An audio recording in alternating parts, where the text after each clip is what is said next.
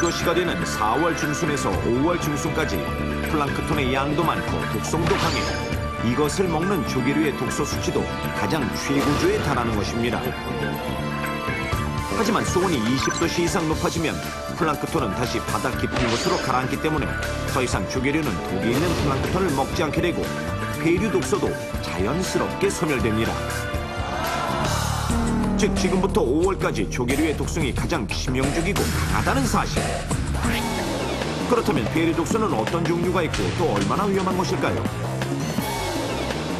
플랑크톤이 지니고 있는 다양한 독성 물질들은 조개류의 몸속에서 섞이게 되는데 이러한 과정에서 배류 독소도 여러 종류로 나뉘고 중독 증상도 제각각 다르게 나타나게 됩니다. 여러 가지 배류 독소 중 가장 위험한 것을 꼽자면 바로 마비성 배류 독소로 우리나라에서 가장 많은 피해를 입히는 종류이기도 한데요. 주변에서 흔히 볼 수 있는 굴이나 대합, 바지락, 모시조개 등 거의 모든 조개류에 들어있을 수 있으며 특히 홍합에서 가장 많이 발견되는데요. 보고의 독처럼 신경계나 근육에 직접적인 손상을 입힙니다. 지금처럼 배류 독소 수치가 가장 최고치에 달하는 시기에는 배류 독소를 지니고 있는 홍합의 경우 한 10개 정도만 먹어도 불과 한두 시간 이내에 호흡기관이나 심장이 마비돼 사망에까지 이를 수 있다는 사실. 마비성 배류독에 중독되면 불과 30분 이내에 입술이 따끔거리거나 얼굴에 감각이 없어지고 시간이 더 지나면 팔이나 다리까지 마비 증상이 나타나며 두통, 어지럼증, 메스꺼움을 느끼게 됩니다. 더 심해지면 전신마비와 호흡곤란이 나타나고 이때 최대한 빨리 조치를 취하지 않는다면 심장마비나 질식으로 사망에 이를 수도 있습니다. 실제로 1790년 알래스카 부근에서 홍합을 섭취한 후 마비성 배류 독소로 인해 무려 100여 명이 사망한 사건이 최초로 보고된 이후 세계 각국에서 빈번히 중독 사고가 발생하고 있고 우리나라에서도 1986년 3월 부산에서 여행객들이 홍합을 직접 캐서 먹고 11명이 중독되어 2명이 사망하는 사건이 있었으며 1996년 5월에는 거제도에서도 여행객들이 마비성 배류독에 중독돼 2명이 사망하고 1명이 의식불명에 빠진 사례가 있었습니다.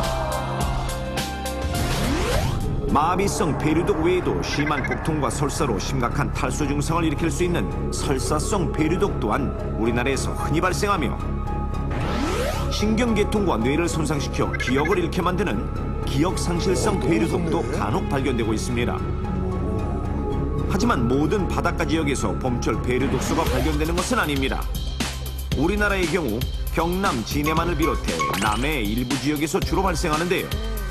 최근에는 수온이 상승하면서 동해안과 서해안의 일부 지역까지 확산되는 경향을 보이는 것으로 나타났습니다.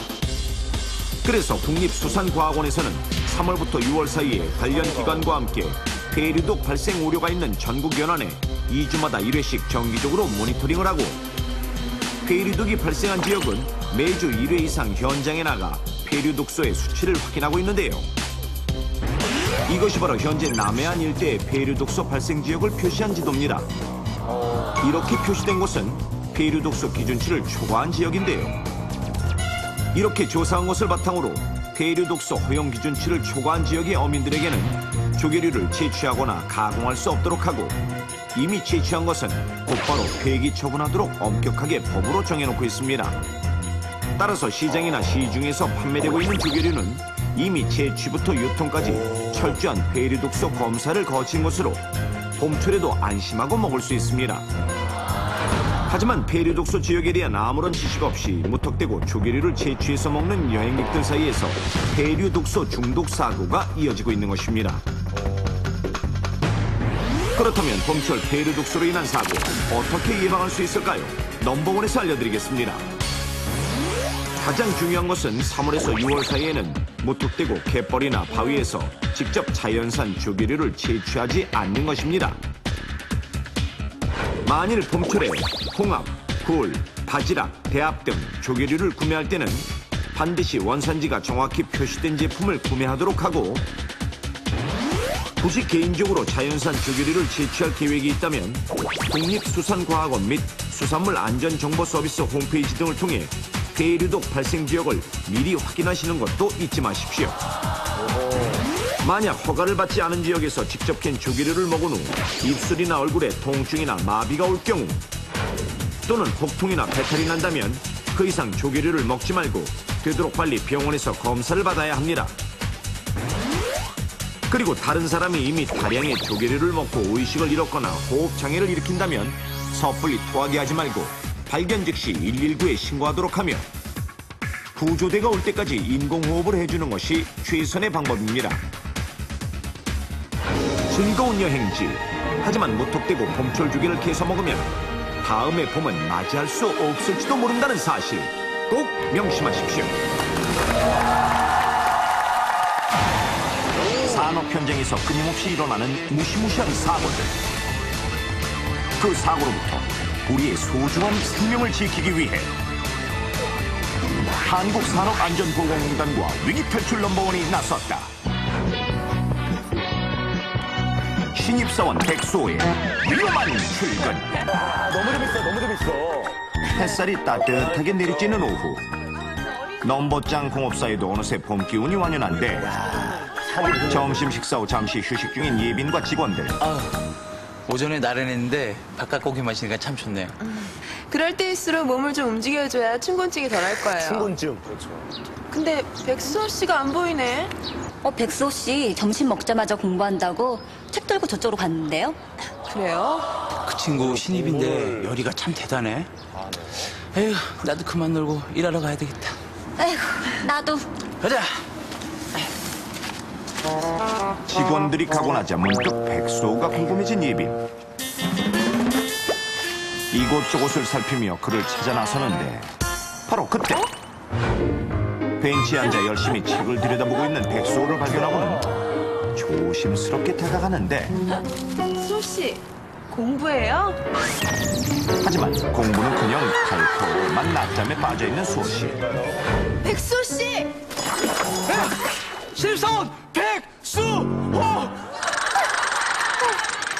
으이그. 오늘 작업장 새 건물로 이사하는 거 알고 있죠? 땀 흘리면 잠 좀 확 깰 테니까 얼른 가서 도와주고 있어요. 난 사무실 좀 들렸다 갈게요.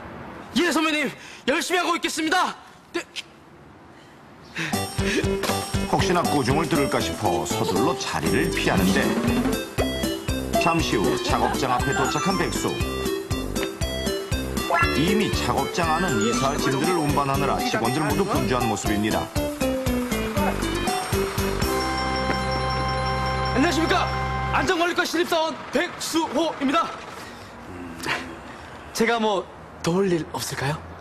그래? 저기 지게차 앞에 짐 좀 실어줘. 오후 5시까지 다 옮겨야 되니까 서둘러서 수고 좀 해줘. 예, 알겠습니다. 걱정하지 마십시오. 예. 그리하여 부지런히 지게차에 짐을 싣기 시작하는데 마감 시간 안에 끝내기 위해 모두들 쉬지 않고 열심히 일하는 모습.